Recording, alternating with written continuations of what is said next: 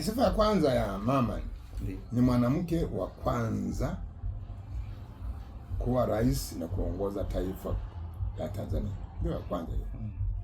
Lakini la pili, mbali na kuwa mwanamke ni mama, lakini si mama wa kawaida, ni mama mwenye uwezo, mwenye dhamira na mwenye malengo. Mama aliposhinda aliporithi kiti kutoka marehemu Magufuli, wako wengi walidhani hataweza kuongoza. Hao walikuwa na mashaka, ilikuwa kabisa tu ni mwanamke basi, sio lingine. Kwa hiyo miaka 4 akafanya kazi kubwa. Kwanza akasema nitadumisha misingi na tunu ambazo walizianzisha watangulizi wangu. Ndio la kwanza atazidumisha.